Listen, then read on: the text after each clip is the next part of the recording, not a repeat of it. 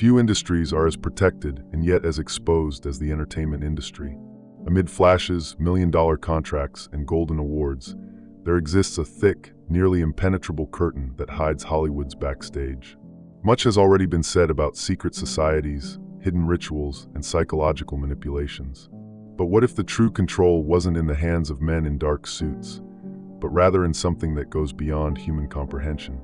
Recent investigations, combined with strange patterns and inexplicable changes in behavior among various celebrities, have brought forth a new suspicion. An unknown creature, perhaps the second of its kind, may be operating within the industry, silent and dangerous. While the first operated in the shadows of the past, this new entity is said to be more adapted, more subtle, and even closer. But after all, what exactly is living behind the cameras in Hollywood? Welcome to another night where mysteries never sleep. I'm Midnight, and this is 7 Nights. Before we begin, I'd like to ask for your help. Like the video, leave a comment, and subscribe to the channel. It's just one click, but it makes a huge difference for YouTube to recommend the videos to more people, and for me to continue bringing this content to you. I'm counting on you. Let's dive into the video.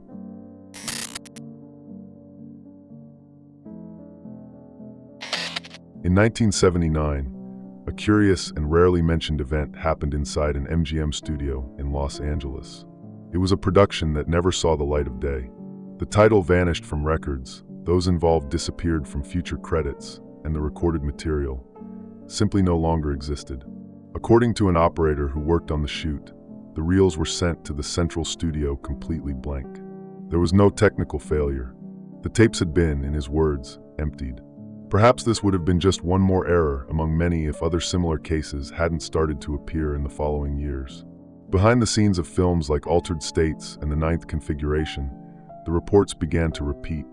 Mysterious interruptions, simultaneous failures of multiple pieces of equipment, and a sense of presence as if someone, or something, was there watching everything.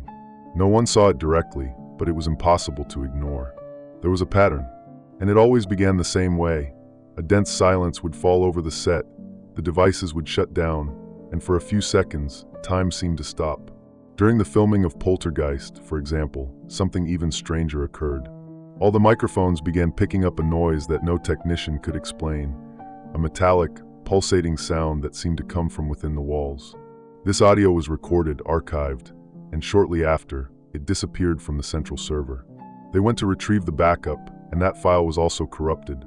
How does that happen in such a controlled environment as a professional studio? Director William Friedkin, years after releasing The Exorcist, once said that certain forces get disturbed when you meddle with things you don't understand. At the time, the phrase was overlooked. But was he trying to say something?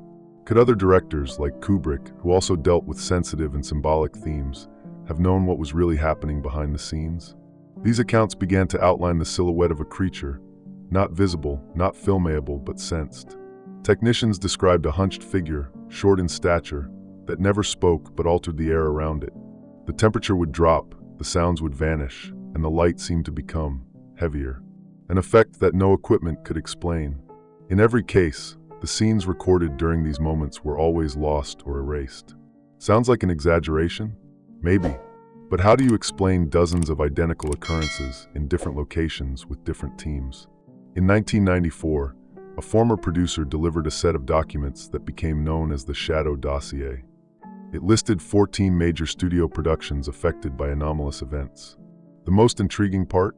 All had missing or cut scenes in their archives, with similar reports of an unexplainable presence during filming. The data was never officially confirmed, but it circulated quietly among some researchers, and then it became impossible to ignore what was unfolding. This alleged creature didn't seem interested in causing panic. It didn't attack. It observed, as if it were waiting for the right moment to act, or simply extracting something no one there could comprehend. And when someone noticed its presence, it was as if it made a point of disappearing, including from the archives, including from the memory of those involved. Who controlled this? Researchers connected to the occult began studying these patterns.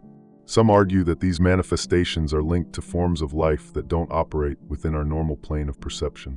Something that manifests when a work's content touches on certain ideas, symbols that open cracks. In other words, it wouldn't be the production itself, but what it reveals that would attract this entity. The most talked about, and perhaps most feared, case was Eyes Wide Shut by Stanley Kubrick. Many believe he embedded coded messages about this creature in the final scenes of the film. Kubrick died shortly after delivering the final version to Warner. Coincidence? Maybe. But during post-production, editors reported strange system failures, unexplainable file distortions, and unusual behavior from the servers. All of this was documented by technicians, but no one has spoken publicly to this day. This sequence of events gave rise to what is now known among some researchers as Hollywood's first monster, an entity of observation, a being that didn't need to be seen to exert influence, one that controlled the environment, silenced records, and vanished without leaving evidence. But over time, the reports about it began to dwindle, or rather, began to change, because now the signs aren't of a creature that watches, but of one that participates, that shapes, that influences those involved, one that not only visits, but remains. And if this first monster was a harbinger, what exactly is emerging now?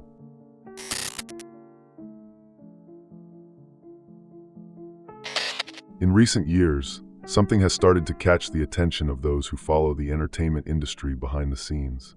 I'm not talking about scandals or random internet theories. I'm talking about visible patterns, repeated behaviors, signs that have become hard to ignore. Celebrities reach the peak of fame, and soon after, they seem to lose control of themselves. And when we look closer, the question arises almost on its own. Is this just the weight of fame, or is there something more? The first creature seemed to observe. It hovered backstage, erased traces, caused technical failures. But this new one acts differently. It doesn't watch from afar. It enters. It infiltrates people's lives. It's as if it installs itself in their minds, their habits, their speech. And suddenly, the person the public once knew is no longer there. The appearance is the same. The voice is similar. But there's something in the eyes, something in the way they speak. And most of all, in what they stop saying. Those who follow the trajectory of certain celebrities see this more clearly. These aren't just typical scandals. It's a kind of deep disconnection. People who once had a unique style, a coherent discourse, suddenly start acting robotically, repetitively, almost automatically. Is it just exhaustion? Or is there something behind the behavior, something not being said? Amanda Bynes is one of the most puzzling cases. For years, she was one of the most charismatic figures on television. Natural, funny, intelligent. But at a certain point, everything changed. First came the withdrawals, then the breakdowns, and then the empty stares. In interviews, it was as if she were disconnected from her own reality. Shortly before all of this, she had broken ties with the team that had been with her since the beginning of her career. She replaced her agents, began appearing at events alone, and started repeating strange, disjointed phrases. Is this just emotional instability? Or is it the reflection of an influence the public can't see? The same pattern repeats in names like Shia LaBeouf. Brilliant on screen, restless off of it, and one day, out of nowhere, everything falls apart. He himself said in more than one interview, "I am no longer me." The phrase was treated as a metaphor. But what if it wasn't? What if what he was trying to say was more literal than it seems? When celebrities start referring to themselves in the past as if they were talking about someone else, that should raise a red flag. And there are other names. Kanye West, who shifts between moments of brilliance and statements that seem completely out of context. Britney Spears, whose fight for freedom revealed a network of control so deep it seemed like a movie script. Jim Carrey, who began to speak openly about being a character, and that Jim never existed. When you piece all these cases together, you realize something bigger is going on. Something that can't just be coincidence. This is where the theory of the second creature comes in. A kind of symbiotic presence, like an intelligent parasite. It doesn't dominate by force. It persuades, slowly changes decisions, redirects careers, distances old allies, silences opinions. And when the control is complete, that person no longer speaks with their own voice. It's as if there's a hidden script, a silent screenplay dictating what should be said and what must be erased. And why does it draw close to those at the top? Because that's where the key is. Those who have the world's attention have power, and those with power must be shaped. This creature, or whatever is behind it, doesn't just want to influence artists. It wants to mold those who watch them. The audience. Me, you. Because that's where the real reach lies. Some celebrities try to break free from this control, and when they try, they disappear. Projects get canceled, images are distorted, and in many cases they return different, more restrained, quieter. Have you ever noticed how some stars vanish for months and then return with completely new behavior? That's not just rebranding. That feels like a reset. The second creature doesn't erase tapes. It rewrites memories. And the scariest part is that it has learned to do this right in front of us. And the more it acts, the less we notice. But is this still limited to celebrities? Or has it already started spilling over into other sectors of society?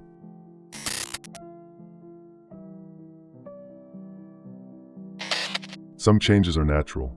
People mature, evolve, change opinions, styles. But in certain cases, the change is so abrupt, so disconnected from their previous path, that it's impossible not to ask, what really happened to that person? Behind the scenes of the industry, this question echoes more and more. And we're not talking about one or two exceptions. We're talking about a pattern. It's curious to see how these cases follow similar scripts. First comes meteoric success, public ascension. Then isolation. After that, strange statements, out-of-context behaviors, sudden disappearances, and finally a reintroduction to the public, almost always with a new image, a new voice, and often a new personality. This happens frequently enough that it can't be ignored. One of the most unsettling examples is Britney Spears. For years, she was the face of global pop culture. But her life went through a collapse that was as public as it was inexplicable. Theories about her legal control, the conservatorship, and the supposed manipulation of her social media raised questions that the public could no longer ignore. How could someone so influential be treated as incapable of making basic decisions? And why, even after regaining her freedom, do her appearances remain strange, disconnected, almost as if they're forced? Jim Carrey also stands out. One of the most expressive comedians in film history, he began avoiding traditional roles and adopted a completely philosophical discourse. In interviews, he even said, "There is no Jim Carrey. He's just a character." The way he talks about this doesn't sound like a joke. It's almost a confession. Something was left behind or replaced, and what emerged in its place seems to be aware of that. And what about Kanye West?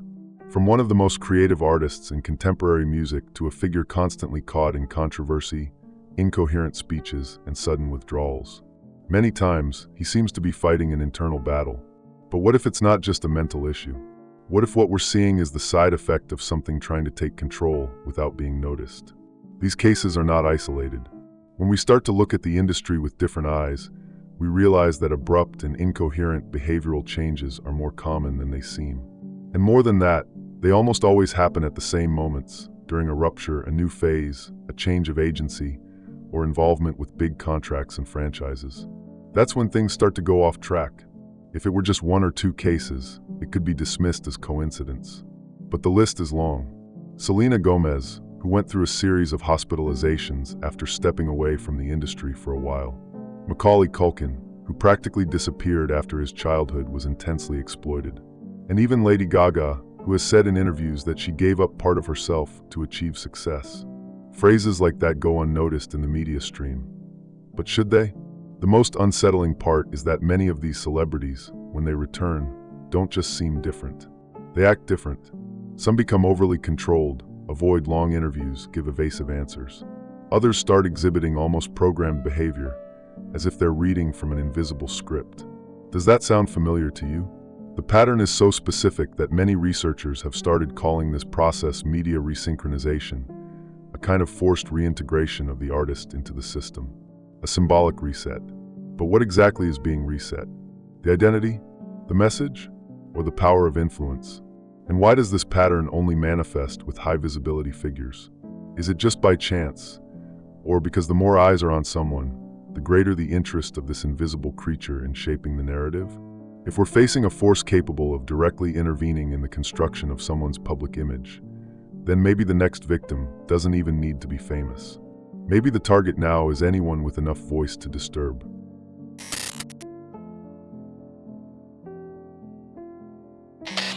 There is a part of Hollywood the public doesn't see. And we're not talking about VIP areas or luxury trailers.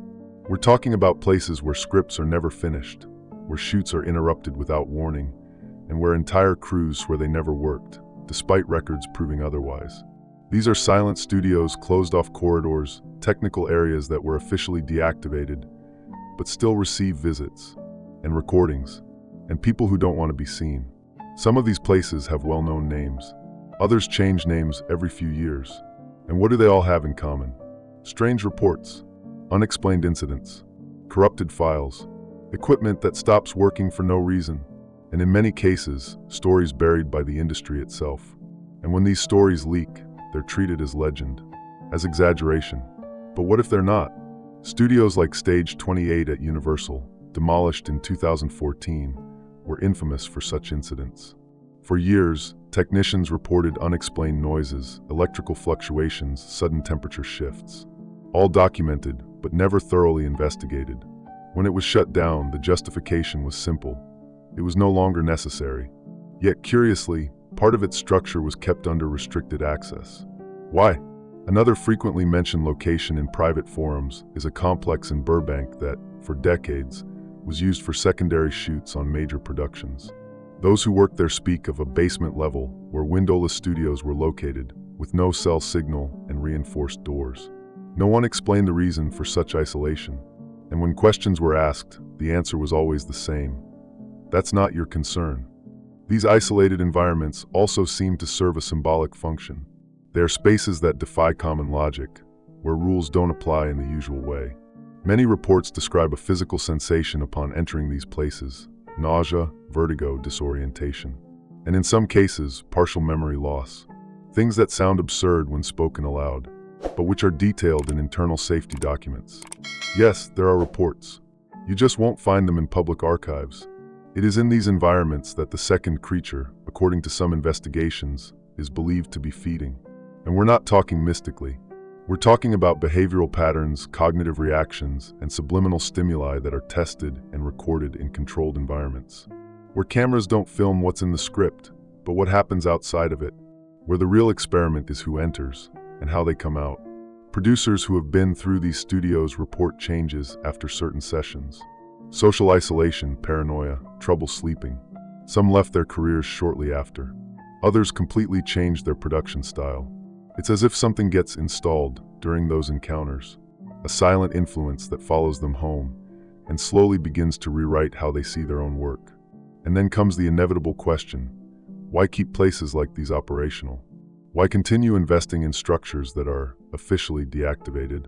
Wouldn't it make more sense to demolish them, sell the land, turn everything into another luxury shopping mall? The answer seems obvious. They are useful. And not because of what's filmed there, but because of what gets altered inside. This creature, this influence, this system, whatever you want to call it, needs fertile ground. And the fertile ground, in this case, is the controlled environment. A place where no one enters without authorization. Where surveillance doesn't exist to protect, but to record. Where silence is not the absence of sound, but the presence of something that does not want to be heard. And perhaps the most concerning part isn't what happens inside, but what those places produce and send back out into the world. Because if the dark studios are the creature's womb, what exactly is being gestated inside?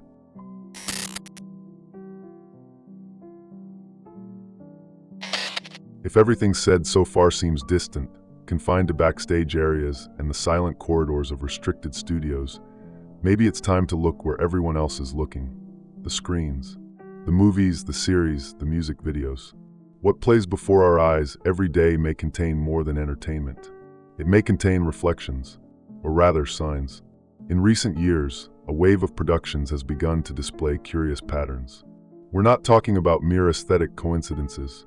We're talking about thematic repetitions, symbolic characters, and scenes that seem to construct, piece by piece, the portrait of an entity.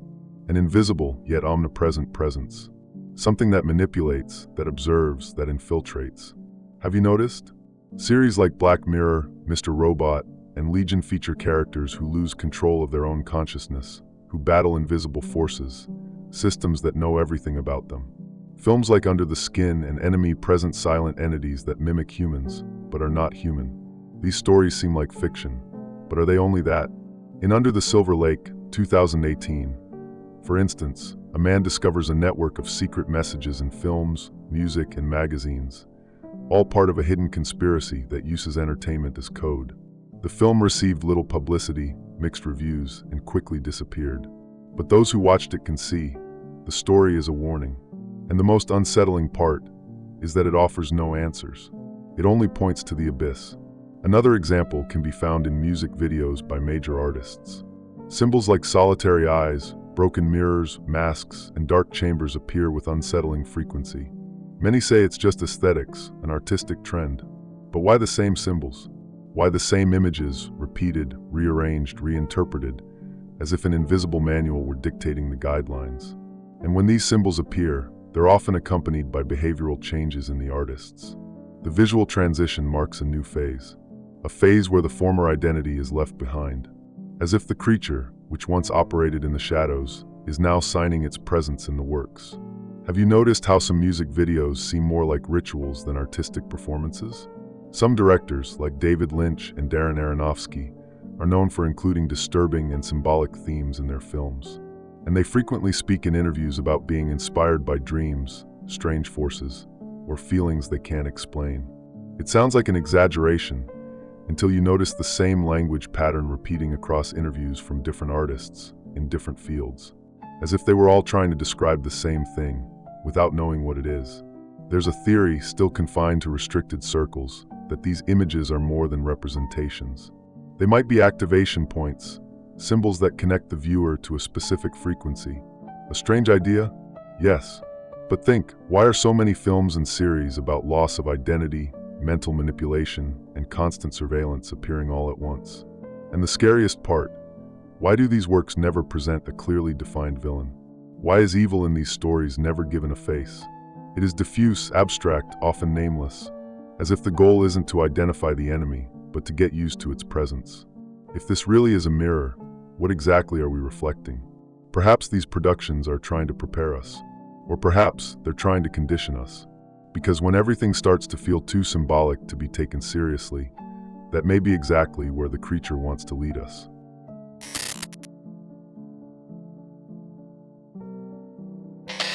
Speaking too much has never been well received in Hollywood. But in recent years, silence seems to have become a requirement, not a choice. And it's not just about contracts or confidentiality clauses. It's about a kind of fear that spreads among artists, producers, and screenwriters. A fear that has no face, but has presence. One that starts subtly with discreet warnings and ends in withdrawals, breakdowns, and sometimes disappearances. Several names have tried to break this silence, and almost all have faced the consequences. Corey Feldman, for example, promised years ago to reveal everything he knew about the industry's backstage. He even announced a documentary. Days later, he said he had received threats and that his life was in danger. The project was only completed years later, and even then full of cuts and retreats. What happened along the way? Cat Williams, comedian and actor, also tried to speak out. In several interviews, he hinted that powerful figures were behind behavioral changes in celebrities. He once said that the truth is not welcome in this industry. Shortly after, he was arrested repeatedly for minor incidents and fell into discredit. Coincidence? Or a classic example of what happens when someone tries to show too much. There's something that always repeats in these cases: isolation, media withdrawal, abrupt changes in public image, apparently spontaneous crises, and in many cases, a return where the person seems different, calmer, more restrained, as if they had learned or been taught that certain things should not be said aloud. Jim Carrey, once again, appears as a strange example. In live interviews, he has interrupted journalists to say that it's all a farce, that the media is involved in a grand performance. The videos spread quickly, but were also silenced just as fast. The official narrative always circles back to the same point. He's going through a rough time. But what if he was trying to warn us? A former director of photography, who worked on productions for Netflix and Warner, reported anonymously in a forum that he was invited to attend off-script meetings where topics like symbolic control, psychological narrative, and public image manipulation were discussed openly. According to him, one rule was clear: you can show everything as long as no one notices. The problem begins when someone notices. This pattern of subtle repression, of symbolic neutralization, is what's most frightening. There are no direct threats, no villains with names. There is only the constant feeling of being watched. And for those who dare to go further, there is forgetting. Careers go cold. Invitations disappear. Public image begins to be slowly dismantled, until the person fades from collective memory without having done anything wrong. The question that arises is, who decides what can or cannot be said? If there is a symbolic or real entity operating behind the scenes, shaping behaviors, controlling narratives, who is behind it? Is it an organization, a system, or something even more complex, more ancient, more adapted to the modern world? Maybe it's no longer about hiding the creature. Maybe the game now is different, letting it exist, but disguised as a trend, an aesthetic, a personal choice. Because, let's be honest, it's easier to silence someone when the public itself believes they've gone insane. And what if all these signs, the breakdowns, the disappearances, the strange speeches, are in truth muffled screams? Screams from those who saw too much, and now live with the price of having tried to reveal what should never have been shown. Sometimes, what seems like just a theory hides far more than we'd like to see. It's not just about a creature lurking behind the scenes of Hollywood. It's about something that may have always been there, changing faces, erasing voices, and rewriting stories right before our eyes. All disguised as fame, success, and artistic evolution. The most unsettling part isn't what it does to the stars. It's what it may be doing to us. Because if this influence exists, if it has truly learned to use media as channel, symbol, and disguise, then what we watch, what we consume, what we admire, may no longer be just entertainment. It may be reflection, or a warning. This story is just one piece, and one day, maybe you'll see the whole puzzle. If this made you think, subscribe, like the video. It helps the channel grow. Don't forget to share it. After all, more voices mean more discoveries.